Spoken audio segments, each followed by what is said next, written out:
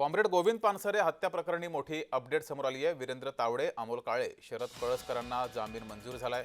Kolhapur circuit बेंचकडून हा जामीन मंजूर झालाय। कोल्हापूर येथील कॉम्रेड गोविंद पानसरे हत्या प्रकरणातील संशयित डॉक्टर वीरेंद्रसिंह तावडे, अमोल काळे आणि शरद कळसकर यांना कोल्हापूर येथील मुंबई उच्च न्यायालयाच्या सर्किट बेंचकडून जामीन मंजूर झालाय। कॉम्रेड गोविंद पानसरे हत्या प्रकरणातील आजपर्यंत एकूण 12 संशयित आरोपींना अटक करण्यात आली आहे। त्यापैकी 9 जणांना यापूर्वीच जामीन मंजूर झाला होता।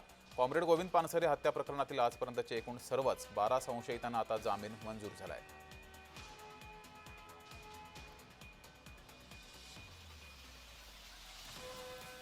कॉम्रेड गोविंद पानसरे यांची 2015ला हत्या झाली। त्यानंतर आरोपींना अटक करण्याचे सत्र चालू झालं, पोलीस तपास चालू झाला।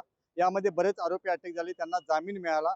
आता नव्याने 3 आरोपींना जामीन मिळाला आहे आणि त्या आता याविषयी बोलण्यासाठी आपल्या बरोबर आहेत ॲडव्होकेट वीरेंद्र इचलकरंजी। काय सांगाल की आता नवीन सगळ्यांना जामीन भेटतोय?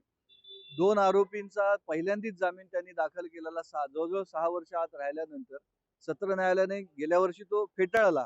त्यामुळे मग आम्ही इथे आलो आणि त्या दोघांचे पण जामीन आज त्यांनी मंजूर केलेले आहेत। ऑर्डर यायला 1-2 दिवस जातील, पण कुठेतरी निरपराध माणसाची ही म्हणजे प्रोसिक्युशन नव्हे, हे परसिक्युशन, हे छळवाद फक्त मीडिया ट्रायल होते किंवा कोणतरी कम्युनिस्टांचा खून झाला म्हणून काहीतरी हे होतंय असं आहे का? हे एक वकिलासोबत एक मी माणूस आहे, तर माझ्यातल्या माणसाला हे प्रश्न पडतात, हे मात्र नक्की।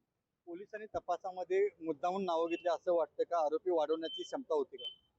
एक पॅटर्न असा आहे की गौरी लंकेश केसमध्ये जी माणसं अरेस्ट झाली त्या सगळ्यांना इथे बऱ्यापैकी आणण्यात आलं आणि हे मी म्हणत नाहीये, तर उच्च न्यायालयाने सुद्धा हे नोंदवलेलं आहे की तुम्ही इतरांच्या तपासावर अवलंबून राहता, हे कितपत योग्य आहे हे उच्च न्यायालयाने यांना विचारलेलं आहे, एवढंच।